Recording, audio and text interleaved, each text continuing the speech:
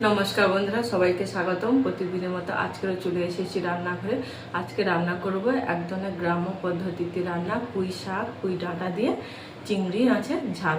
এই যে পুঁই ডাঁটা আলু কেটে নিয়ে চলে এসেছি, এই যে চিংড়িটা কেটে নিয়ে চলে এসেছি।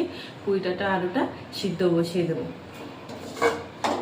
এই কড়াইতে জল নিয়ে নিয়েছি, পুঁই ডাঁটা আলুটা দিয়ে দেবো। গ্যাসটা জ্বেলে অল্প একটু লবণ দিয়ে ঢাকা দিয়ে দেবো।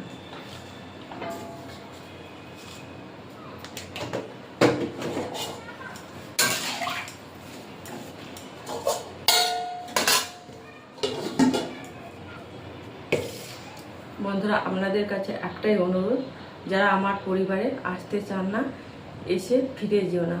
আমার নিজেরও কষ্ট লাগে, আমি কারোর সঙ্গে বেইমানি করি না।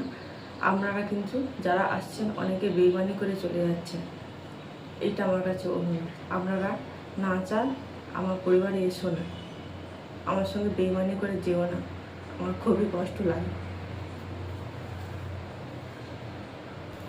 পুঁইটাটা আলুটা সিদ্ধ করতে বসিয়ে দিয়েছি, সিদ্ধটা হয়ে গেলে রান্না করব। আর আমাকে দেখে মনে হয় আমি বেইমানি আপনাদের সঙ্গে করব। আপনারা আমাকে বন্ধুভাবে কমেন্ট করেন, আমিও আপনাদের পরের দিন সময় করে রিপ্লাই দিয়ে দিই। দু একদিন পর আপনারা কী করেন ওইটা করে নেন। সেই জন্য ভাবছি আপনাদের না মন চায় আসেন না আমার পরিবারে, কিন্তু মানুষকে কষ্ট দিও না। পুঁই শাক ডাঁটা করে আলুটা সিদ্ধ হয়ে গেছে, এবারে নামিয়ে নিই। কড়াইটা বসিয়ে দিয়েছি,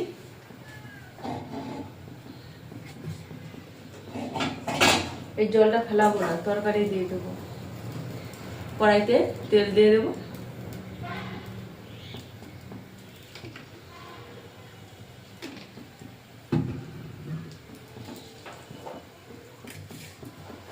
ফোড়নে দিয়ে দেবো কালো জিরে,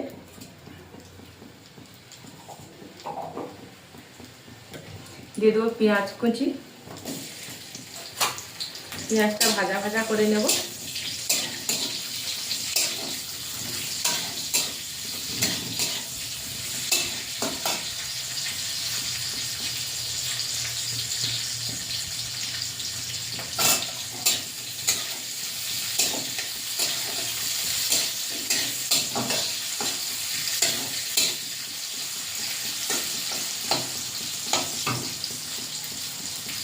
এবারে দিয়ে দেবো চিংড়ি।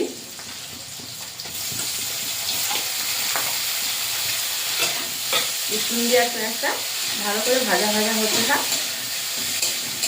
চিংড়িটা বেশি ভাজবো না, হালকা করে ভেজে নেব।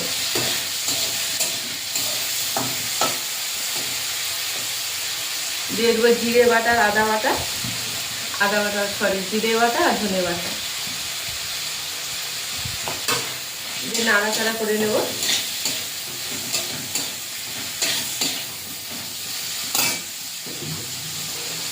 দিয়ে দেবো হলুদ গুঁড়ো,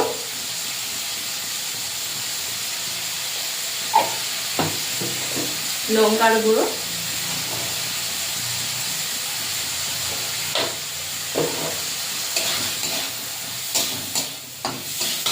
সেদ্ধ করা পুঁই শাক আলুটা দিয়ে দেবো।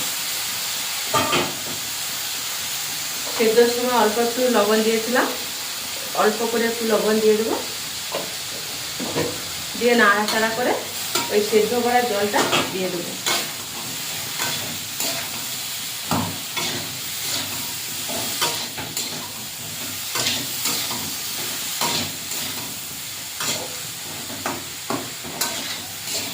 ভালো করে নাড়াচাড়া করে ওই সেদ্ধ করা জলটা দিয়ে দেবো।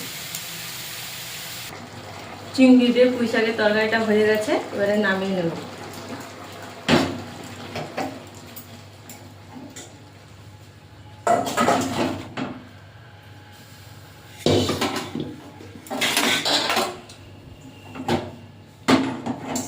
এই দেখুন বন্ধুরা, চিংড়ি দিয়ে পুঁই শাকের তরকারিটা হয়ে গেছে। তাহলে বন্ধুরা আজকে আসছি, টাটা, ভালো থাকবেন, সুস্থ থাকবেন।